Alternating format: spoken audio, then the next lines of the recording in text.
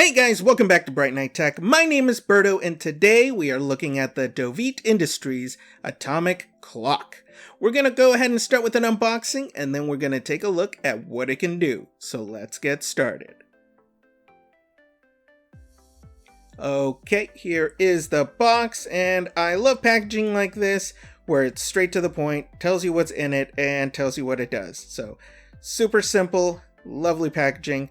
In the back, you can see some specs, but we'll go over everything in just a moment. So let's go ahead and get this puppy open just like this. I'm gonna open this up. Here we go. All right, we're gonna pull this out like so. And there's something else inside. Let's go ahead and pop that out.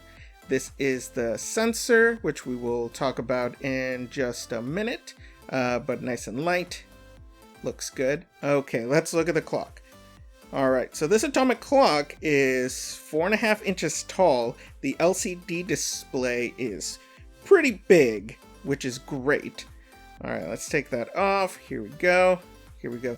Big sheet of instructions. We're gonna go over all of this in just a second. I'm going to show you how to set it manually and then how to set it with the RCC, which that means it gets daily updates from the wwvb, which is the broadcast signal from the National Institute of Fort Collins. As you can see, it has a stand right here, so you don't have to put it up on your wall if you don't want to. You can just put it on your table. But it is a nice looking clock. We're gonna look at this right now. So it uses 4 AA batteries, which are not included, but not a big deal.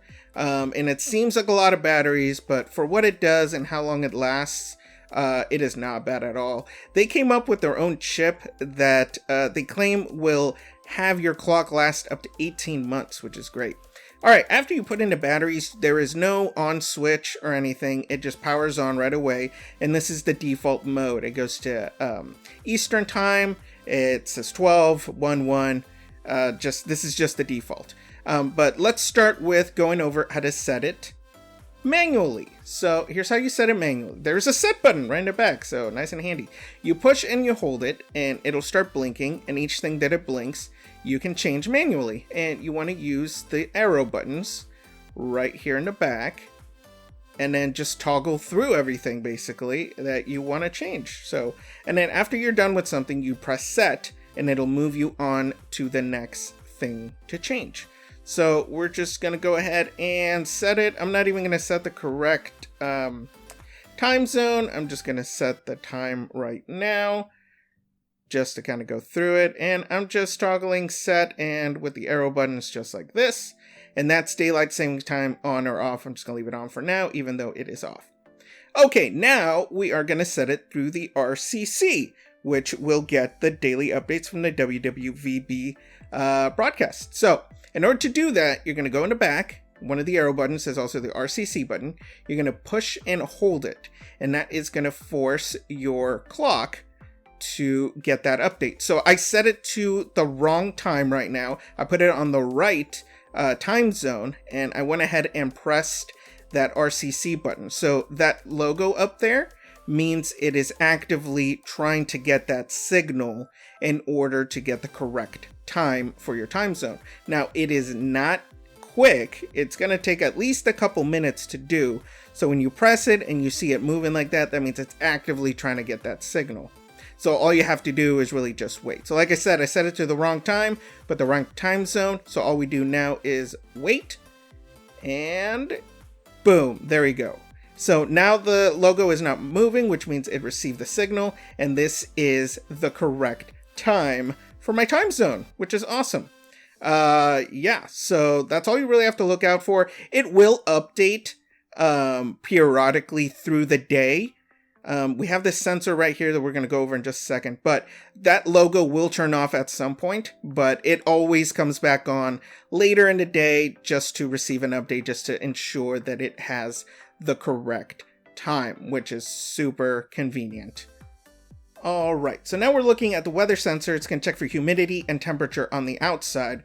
So normally you're supposed to put the batteries in this first and then turn on your clock so it can receive the signal. I did not do that. You can have up to 3 of these. I set it to channel 1 because we have 1. You're going to push and hold that channel button, and that's going to force your clock to look for that signal from your sensor. And this doesn't take long at all.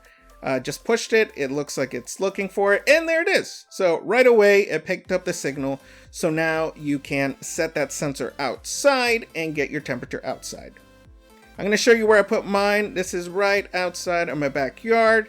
I have a little bit of an awning here. We have been getting some rain, so you want to keep it somewhere dry. So I'm just going to hang it up here. All I did was put a little screw right there and then just plop it up like that. And that's it. Keep it off the ground, keep it dry, and keep it outside, and you get proper temperature. All right, and this is where we set it. I messed up and didn't set it right in the middle, but that's okay. But as you can see, that logo is off because it already received the signal, and you can see the outside temperature, which is pretty cool.